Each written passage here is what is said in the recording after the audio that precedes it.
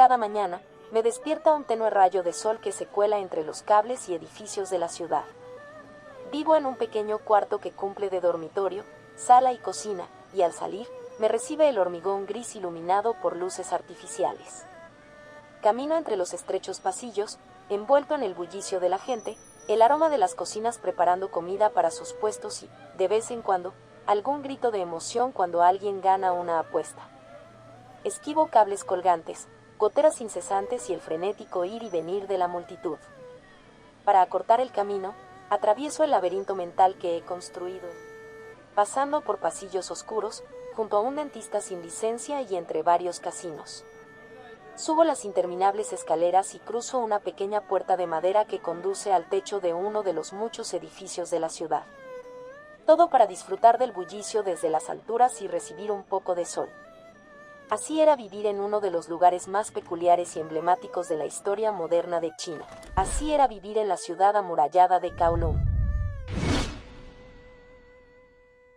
A mediados de los años 1800, el Imperio Chino decidió poner un fin al tráfico de opio en la región, el cual era transportado por varios líderes del Imperio Británico, que actuaban con total impunidad. Tras endurecer la vigilancia y el comercio en la región, los británicos tomaron esta medida como una declaración de guerra, provocando así la Primera Guerra del Opio en 1838.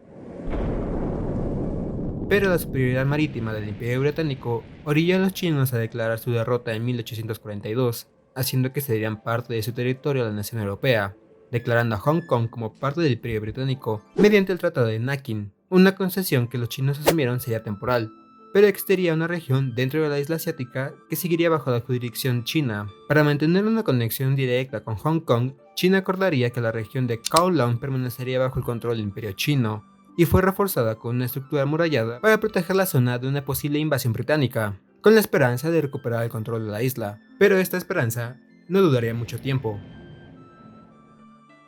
Para 1898, en el contexto de la Segunda Guerra del Opio, China también cedió a los británicos los nuevos territorios en un contrato de arrendamiento de 99 años, que incluían a Kowloon. Sin embargo, el acuerdo permitía a China mantener una pequeña presencia en la ciudad amurallada, lo que generó un vacío de poder entre ambas naciones. El Imperio Británico evitó intervenir directamente en la ciudad, y la dinastía Qing tampoco tenía control efectivo sobre ella, por lo que Kowloon comenzó a crecer sin supervisión ninguna. En este vacío de poder, la ciudad se convirtió en un refugio para aquellos que buscaban escapar de la ley, consolidándose como un espacio donde las normas formales de organización y el gobierno prácticamente no existían. Décadas después, durante la ocupación japonesa de Hong Kong en la Segunda Guerra Mundial, gran parte de Kowloon fue destruida, y los materiales fueron reutilizados para construir el aeropuerto de Kai Tak. Tras el conflicto armado, la zona se convirtió en un imán para los refugiados chinos, quienes veían en Kowloon una oportunidad para establecerse en un territorio donde las reglas eran laxas o prácticamente inexistentes. Esto sentó las bases para el crecimiento vertical de la ciudad,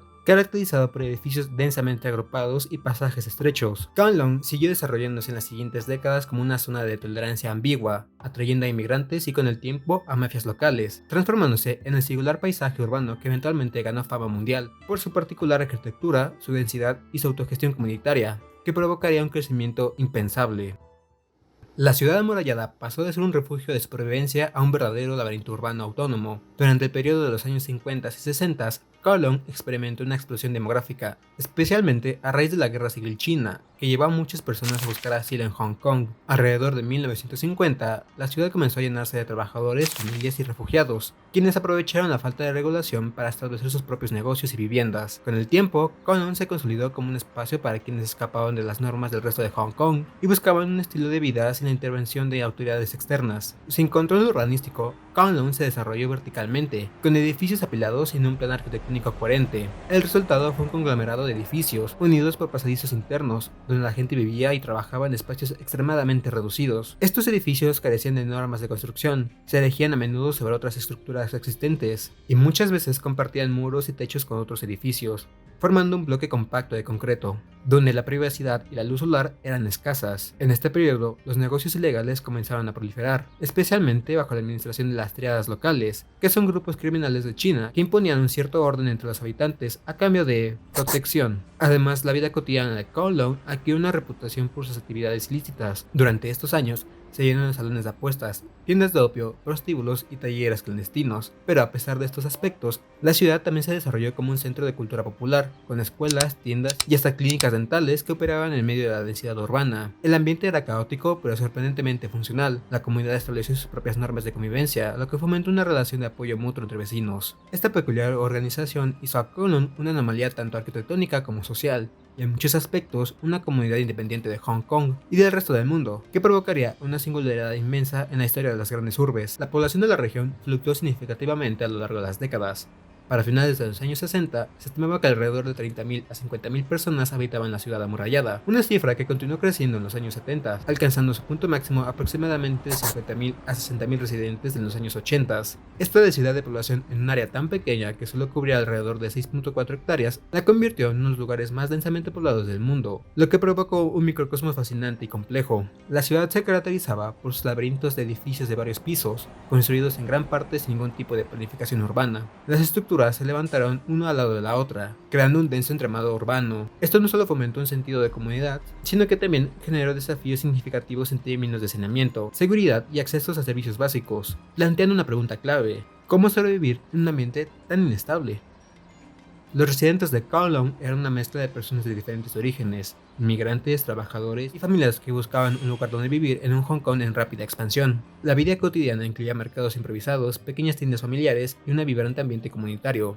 A pesar de la falta de estructura adecuada, los habitantes desarrollaron un sistema de apoyo mutuo y redes de apoyo que les permitieron sobrevivir en condiciones adversas. El clima de la ciudad estaba marcado por la dualidad: por un lado, el espíritu de comunidad y por otro, la presencia de actividad ilegal y una falta de control por parte de las autoridades. La delincuencia, aunque prevalente, era a menudo manejada a través de un sistema de justicia comunitario, donde las disputas se resolvían internamente, sin intervención policial. Esta dinámica hizo de Kowloon un lugar intrigante, donde la vida cotidiana se entrelazaba con la marginalidad y el caos. A pesar de las condiciones difíciles, la ciudad amurallada de Kowloon fue vista por muchos de sus residentes como un hogar, un lugar donde se podía encontrar un sistema de pertenencia y comunidad. Incluso en medio del desorden y la precariedad, la ciudad amurallada tenía reputación legendaria por sus actividades ilícitas, convirtiéndose en un refugio para el crimen y la actividad clandestina, que aprovechaba la falta de regulación y el control del gobierno. En este punto, la ciudad estaba prácticamente gobernada por las mafias chinas. Al no tener una supervisión legal estricta, pudieron establecer su influencia sobre el lugar y usarlo como base de operaciones ilegales. Las triadas se encargaban de los aspectos administrativos de Kowloon, organizando actividades de juego ilegal, damas de compañía, ventas de narcóticos y ganándose la lealtad de la población, al proveerles de servicios y cierta protección a cambio de una especie de control comunitario. El juego ilegal era una de las principales actividades que sustentaba el oscuro ecosistema de Kowloon. Casinos improvisados funcionaban en apartamentos y locales escondidos en el intricado laberinto de la ciudad, accesibles solo para quienes conocían el camino. Estos lugares también sirvieron como centros para las distintas actividades para adultos, una actividad ampliamente practicada en la ciudad debido a la poca intervención de las autoridades y la gran cantidad de personas marginadas que buscaban alguna forma de ganarse la vida. El tráfico de distintas sustancias fue igualmente una actividad extendida, particularmente a partir de la década de 1960, cuando Kowloon alcanzó su mayor densidad y la pobreza aumentaba. La morfina y sus derivados circulaban en gran medida, y Kowloon se convirtió en un importante punto de distribución. Las adicciones crecientes en la región eran alimentadas por esta industria clandestina que, aunque era peligrosa, se mantenía entre comillas segura dentro del propio sistema de control de las triadas. Los traficantes y usuarios sabían que dentro de Kowloon estaban relativamente protegidos de la policía de Hong Kong, provocando una receta perfecta para el caos, pero que de alguna forma estaba controlado. El crimen violento y los conflictos entre las distintas facciones también eran comunes. Los ajustes de cuentas entre mafias rivales y las disputas por territorios solían decadenar episodios violentos, que rara vez trascendían de los muros. Los residentes por su parte se acostumbraron a convivir con estos aspectos sombríos y en muchos casos los evitaban manteniéndose en círculos de comunitarios, donde la seguridad era más manejable. Este lado oscuro hacía de Kowloon un lugar tan peligroso como fascinante, un microcosmos donde el crimen, la resistencia y la supervivencia coexistían en un mismo espacio. Pero nada dura para siempre. Para 1993, el gobierno de Hong Kong había llegado a una decisión firme. La ciudad amurallada de Kowloon debía ser demolida. La situación había escalado hasta un punto donde los riesgos sanitarios, la falta de orden y el crecimiento de actividades ilegales ya no podía ignorarse. Aunque Kowloon representaba una curiosidad histórica y un lugar único, también era un enclave caótico y desregulado en medio de un Hong Kong cada vez más modernizado. El gobierno además estaba presionado por la inminente transferencia de soberanía a China en 1997, el cual añade urgencia a la resolución del problema urbano. Fue así que en enero de 1993 las autoridades iniciaron la reubicación de aproximadamente 50.000 residentes que habitaban en un área de 2.6 hectáreas. Los planes de desalojo ofrecieron compensaciones monetarias, si bien eran sustanciales, fueron recibidas con sentimientos encontrados. Algunos residentes aceptaron las compensaciones, mientras que otros, especialmente aquellos que vivían en Hong Kong por generaciones, se resistieron a abandonar su hogar. Para ellos, la ciudad no solo era un lugar de residencia, sino un símbolo de identidad y resistencia en un Hong Kong dominado por la transformación urbana y la influencia de potencias extranjeras. El proceso de demolición comenzó oficialmente en marzo de 1993, marcando el fin de una era para uno de los lugares más fascinantes y controversiales del mundo. La demolición fue un proceso delicado, no solo por la estructura inusual y compacta de la ciudad, sino también por la necesidad de documentar y preservar la memoria de este singular espacio urbano. Arquitectos, urbanistas y fotógrafos trabajaron para capturar la esencia de Kowloon en imágenes y registros antes de que las excavadoras finalmente derribaran sus muros. El proyecto de demolición duró más de un año, y en 1994, la ciudad amurallada de Kowloon desapareció del paisaje urbano de Hong Kong, dejando solo memorias, fotografías y un parque construido en su lugar. Hoy en día, el parque Kowloon Wallet City ocupa el sitio, en un homenaje a la ciudad que alguna vez fue. Los antiguos residentes y visitantes de la ciudad aún recuerdan con nostalgia sus calles laberínticas. Los contrastes entre la camaradería de los vecinos y la violencia ocasional marcaban una extraña paz que amenaba el lugar, aparentemente inhabitable. Kowloon ha trascendido como un mito urbano, un ejemplo de supervivencia y resistencia, y un símbolo de cómo un lugar puede evolucionar bajo circunstancias únicas. Here it comes, man. The War City. La ciudad amurallada de Kowloon, en su singular arquitectura de superposición y su estructura social autónoma, ha dejado una huella duradera en la cultura popular. En el diseño urbano y las ficciones distópicas, su legado se ha traducido en una amplia influencia que abarca el cine, la arquitectura, los videojuegos y las artes visuales. La ciudad amurallada de Kowloon no solo fue una peculiar urbanística, sino una manifestación de ingenio humano y la resiliencia en circunstancias extremas. Su influencia sigue viva en la cultura popular, inspirando historias de sociedades paralelas, de futuros distópicos y comunidades autónomas en el cine, los videojuegos y la arquitectura. La leyenda de Kowloon se ha convertido en un símbolo de cómo la humanidad puede adaptarse y prosperar incluso en los entornos más restrictivos, dejando un legado de intriga y asombro que continúa resonando en el mundo moderno.